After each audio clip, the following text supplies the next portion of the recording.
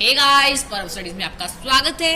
आज हम करने जा रहे हैं मूवमेंट ड्यू टू ग्रोथ। तो चलिए शुरू करते हैं। Some plant like pea plant climb up the other plant on the fences by the mean of tendrils. कहते हैं कि जो कई प्लांट जैसे पी प्लांट होता है, बिटरगट का प्लांट होता है, वो जो क्या करते हैं फेंसेस के ऊपर चढ़ना शुरू करते हैं अगर हमको सपोर्ट प्रोवाइड कर दे। These tendrils are sensitive to touch. ये जो सेंसिटिव होती हैं टच करने में, मतलब इधर उधर घूम जाती हैं, इसमें क्या आती हैं नास्टिक मूवमेंट्स होती हैं। When they come in the contact with any support, the part of the tendril in contact with the object does not grow rapidly as the part of the tendril away from the object। कहते हैं कि जो contact में होता है वो इतनी फटाफट से नहीं उगता है, जो दूसरा पार्ट होता है वो फटाफट से उगने शुरू हो जाता है।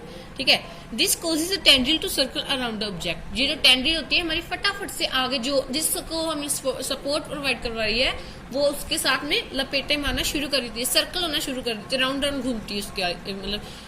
And this cling to it, उसके साथ लिपट जाती है। ठीक है, पूरी तरह से उसके साथ क्लाइंब कर जाती है, एक हिसाब की उसके साथ अपना कंटेक्ट बना लेती है। More commonly plant response to stimuli slowly by growing in a particular direction. कहते हैं कि पर्टिकुलर डायरेक्शन में जो उगना शुरू कर देती है, because this growth is directional.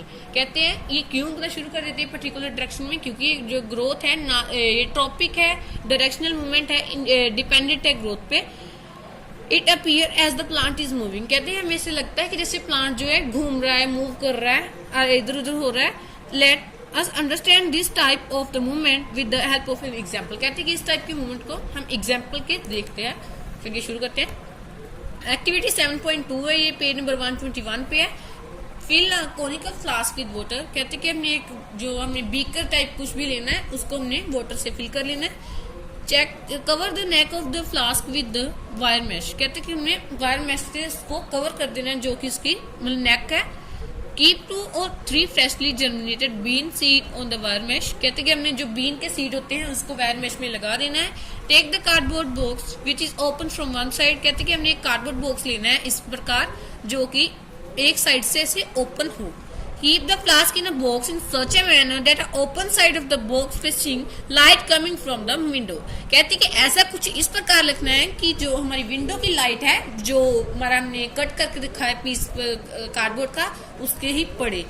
After 2 or 3 days, you will notice that the shoot bend toward the light and root away from the light। कहते कि आप कुछ दिन बाद देखोगे कि जो शूट है जो लाइट की तरफ बेंड करना शुरू कर रही है, और जो हमारी रूट्स हैं ये लाइट से दूर भाग रही है, यानी दूसरी तरफ डायरेक्शन मूवमेंट कर रही है।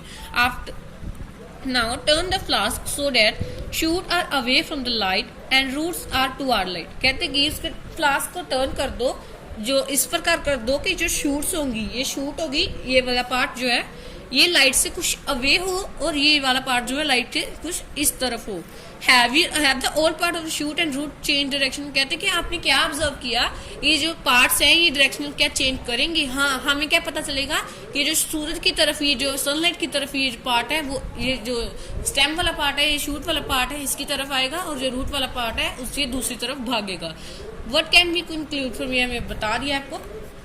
इसको हम क्या कहते हैं, tropism. The action toward light और सनलाइट और any light coming from the environment is known as tropism, phototropism कह सकते हैं। ठीक है, आगे हम जियोट्रोपिज्म, कैमोट्रोपिज्म, हाइड्रोट्रोपिज्म के बारे में पढ़ने में लाइन टू लाइन समझाने वाला हूँ, क्योंकि इस पे बहुत ज्यादा कुछ नहीं दिया है।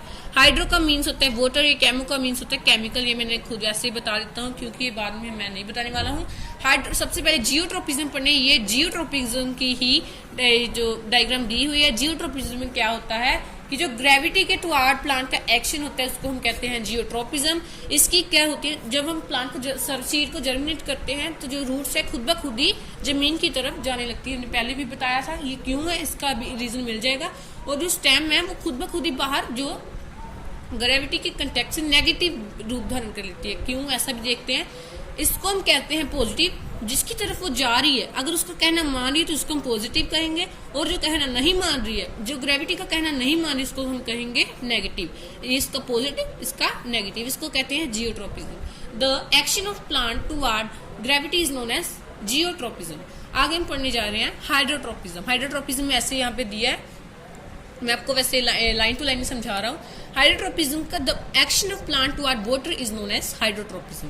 हाइड्रोट्रोपिज्म क्या है, जो प्लांट का एक्शन होता है वाटर की तरफ, और हम जैसे सीड जर्मिनेट करते हैं उसकी रूट खुद ब खुद ही पानी की तरफ बढ़ने लगती है। नीचे पानी है ना जमीन के नीचे तो हमें पता है पानी है, तो उसकी तरफ जाती है, उसको क्या कहते हैं, अगर जमीन की तरफ जाती है तो उसको हम कहते हैं पॉजिटिव, और जो स्टेम में वो पानी की तरफ नहीं जाती है, आगे को ऊपर की तरफ बढ़ने लगती है, उसको हम कहते हैं नेगेटिव ट्रोपिज्म।